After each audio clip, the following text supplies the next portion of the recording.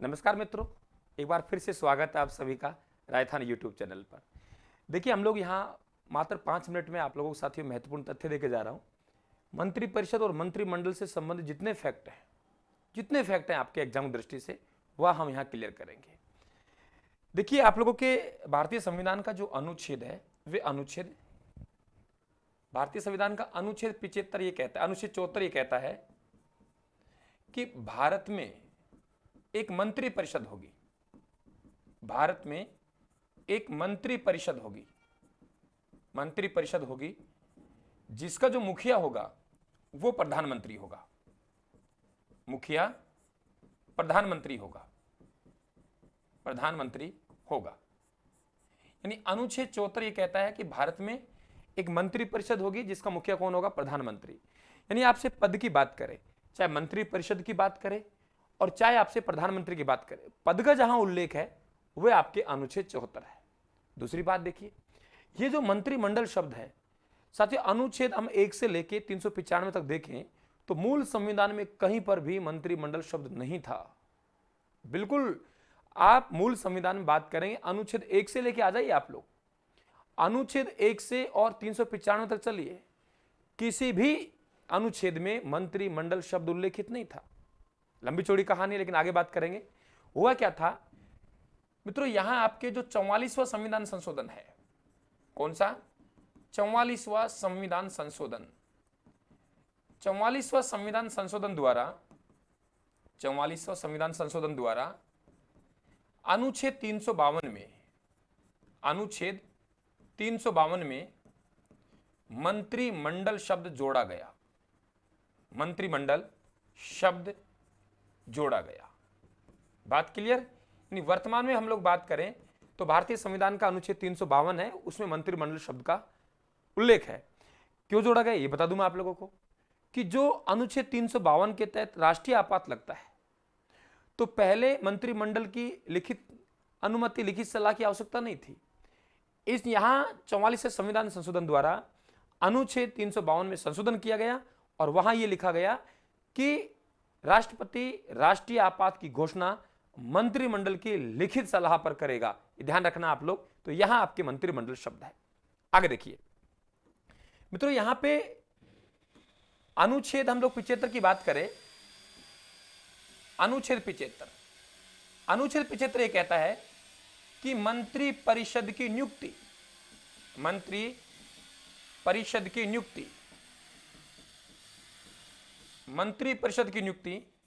राष्ट्रपति करेंगे। यानी किस प्रकार से नियुक्ति होगी यह अनुच्छेद 75 कहता है। ये ध्यान रहे आप लोगों को।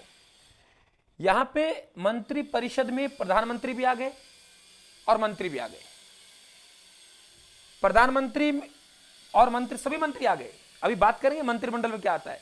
यहां प्रधानमंत्री सहित सभी मंत्री आ गए। सामान्यतः है कि लोकसभा में जो बहुमत होता है, जिस दल को बहुमत प्राप्त होता है, उनके मुखिया को प्रधानमंत्री नियुक्त किया जाता है। क्लियर? लोकसभा में जिस दल को बहुमत होगा, बहुमत प्राप्त दल, यानी बहुमत प्राप्त दल ने अपना नेता किसे चुना है, उनके नेता को प्रधानमंत्री बनाया जाएगा। अगर स्पष्ट नहीं है तो फिर राष्ट्रपति का सुविवेक है कि वे किसको सरकार बनाने के लिए आमंत्रित करे। बात क्लियर हुई? और मंत्रियों की नियुक्ति की बात करें तो नियुक्ति राष्ट्रपति करते हैं, लेकिन यह सूची जो उपलब्ध करवाई जाती है, किसको मंत्री बनाना है, किसको कौन सा विभाग देना है, यह कौन करते हैं? ये प्रधानमंत्री जी करते हैं। तो प्रधानमंत्री जी के द्वारा भेजी गई जो सूची होती है उसे राष्ट्रपति मंत्री के रूप में उनको नियुक्त करता है। और ध्यान रखना, प्रधानमंत्री जी का ये विशेष अधिकार है किसको मंत्री बनाए, मालूम होना चाहिए आप लोगों को। बात क्लियर हुई मित्रों? अनुच्छेद हम लोग बात करें यहां पे कि आपके मंत्री परिषद और मंत्रिमंडल। देखिए, अगर हम बात करें मंत्री परिषद, इसमें कौन कौन आते हैं? इसमें एक तो आता है प्रधानमंत्री जी, प्रधानमंत्री मुखिया हो गए, और 3 श्रेणी के मंत्री हैं। कैबिनेट मंत्री। दूसरी हम लोग बात करें यहां पे तो हमारे पास में राज्य मंत्री, और तीसरे आते हैं हमारे पास में उप उप मंत्री, ठीक है। प्रधानमंत्री, कैबिनेट मंत्री, राज्य मंत्री, उप मंत्री, ये जो सभी मंत्री हैं, चाहे वे छोटा हो चाहे बड़ा हो, वे सब पूरे के पूरे मंत्री परिषद में एक परिवार है। कैबिनेट पावरफुल होते हैं, किसी विभाग का स्वतंत्र प्रभार होता है। राज्य मंत्री के पास में स्वतंत्र प्रभार हो भी सकता है, नहीं भी हो सकता है, और उप मंत्री सहायक के रूप में काम करते हैं। ये सभी क्या है, ये मंत्री परिषद है। ये देखिए, ये मंत्री परिषद, ये मंत्री, ये सभी को शामिल कर लेंगे तो ये मंत्री परिषद। लेकिन मंत्रिमंडल की बात करें, जो कि 44वां संविधान संशोधन द्वारा अनुच्छेद 352 में जोड़ा गया। मित्रों, यह ध्यान रखना कि यहां मंत्रिमंडल में केवल प्रधानमंत्री और कैबिनेट मंत्री आते हैं। यह है मंत्रिमंडल, ये ध्यान होना चाहिए, एकदम क्लियर होना चाहिए। यह मंत्रिमंडल है, प्रधानमंत्री और कैबिनेट मंत्री ही मंत्रिमंडल में आते हैं, और मूल संविधान में तो था ही नहीं है। मूल संविधान में तो शब्द नहीं था मंत्रिमंडल, तो मालूम होना चाहिए एकदम क्लियर आप लोगों को। तो मंत्री परिषद में सभी प्रकार के मंत्री आते हैं, मालूम होना चाहिए। और एक आप लोगों के मंत्रिमंडल की बात करें तो प्रधानमंत्री और कैबिनेट मंत्री आते हैं। साथियों, एक शब्द होता है संसदीय सचिव। संसदीय सचिव, देखिए संसदीय सचिव, हालांकि इस प्रकार का पद संविधान में उल्लेखित नहीं है। संसदीय सचिव ये मंत्री परिषद या मंत्रिमंडल का हिस्सा नहीं होता है। मंत्रिमंडल या मंत्री परिषद का हिस्सा नहीं होता है। संसदीय सचिव को फिर भी राज्य मंत्री का दर्जा प्राप्त होता है, यानी सुविधाएं वही मिलती हैं जो एक राज्य मंत्री को मिलती है। बाकी मंत्री परिषद की बैठक वगैरह में भाग नहीं लेंगे साथियों।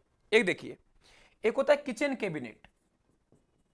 किचन कैबिनेट, किचन कैबिनेट, मित्रों ये किचन कैबिनेट है ना, किचन कैबिनेट, तो मालूम होना चाहिए किचन कैबिनेट का मतलब क्या है।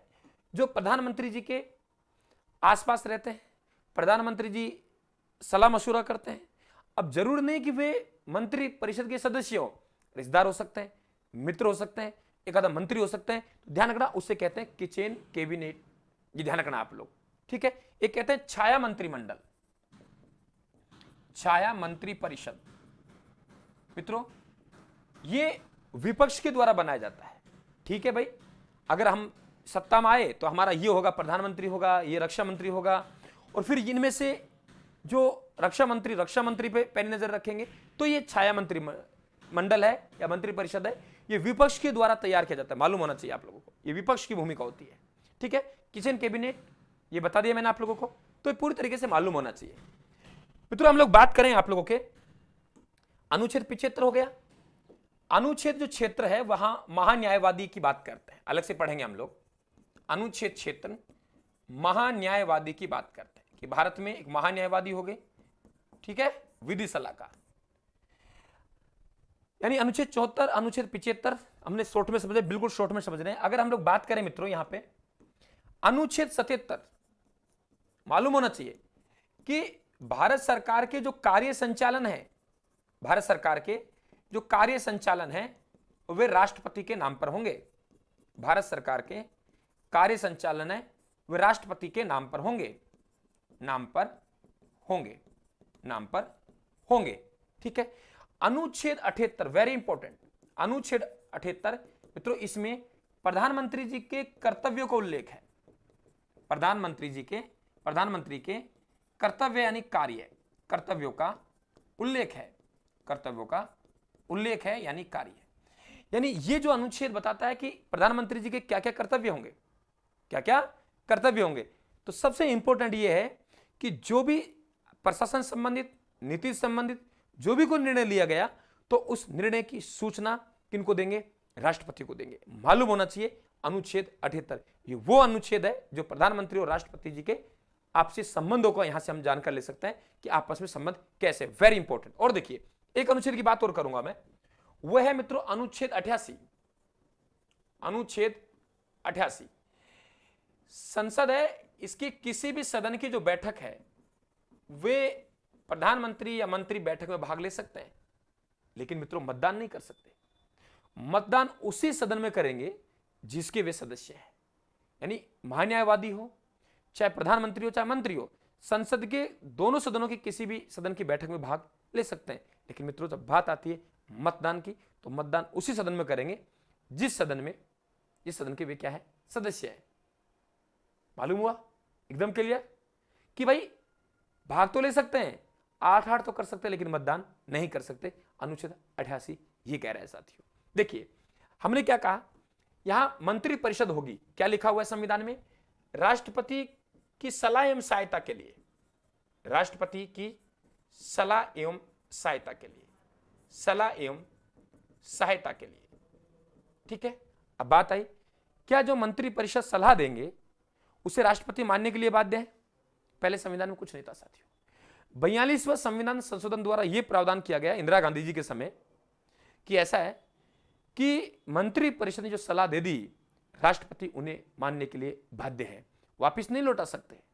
लेकिन 44वें संविधान संशोधन 1978 द्वारा फिर इसमें संशोधन किया गया और यह प्रावधान किया गया कि राष्ट्रपति एक बार मंत्री परिषद के द्वारा दी गई सलाह को वापस लौटा सकता है, लेकिन अगर पुनः मंत्री परिषद भेजती है तो मित्रों ध्यान रहे आप लोगों को, फिर राष्ट्रपति जी नहीं लौटा सकते। प्रावधान किया गया 42वें द्वारा कि आप वापिस कर ही नहीं सकते, आपको माननी पड़ेगी। 44वें द्वारा फिर चेंज किया संशोधन द्वारा कि भाई ऐसा एक बार आप पुनः लौटा सकते हैं, लेकिन पुनः अगर आपको प्राप्त होती है तो मानने के लिए बाध्य होंगे। मित्रों एकमात्र राष्ट्रपति ऐसे हुए हैं कि नारायण सिंह जी, तो ध्यान रखना आप, तो उन्होंने अलग अलग मामलों में 2 बार मंत्री परिषद की सलाह को वापस लौटाया है। वेरी इंपॉर्टेंट क्वेश्चन बनता है, ध्यान रखना चीज को, तो यह भी आप लोगों को पूरी तरीके से मालूम होना चाहिए। एक आता है मित्रों मंत्री परिषद की सदस्य संख्या, बस मोटा मोटा बात कर रहा हूं जहां से आपका सवाल बनेगा, शॉर्ट वीडियो है, एंटीवाईटी नाम दे सकते हो आप इसको। मंत्री परिषद की सदस्य संख्या मित्रों मालूम नहीं था, जितना विरोध होता था, जितना अपने कई बार परिस्थिति ऐसी बनती थी कि बहुत सारे मंत्री बनाने पड़ते, खर्चा होता था खूब। अटल बिहारी वाजपेयी जी प्रधानमंत्री बने और हमारे जो पूर्व मुख्य न्यायाधीश हैं वेंकटेश चलैया, उनकी अध्यक्षता में एक संविधान समीक्षा आयोग का गठन भी किया गया था। हालांकि उन्होंने तो यह कहा था कि मंत्री परिषद की जो अधिकतम सदस्य संख्या है वे 10% से अधिक नहीं होनी चाहिए। लोकसभा की जो सदस्य संख्या है उससे 10% से अधिक नहीं होनी चाहिए। लेकिन 91 संविधान संशोधन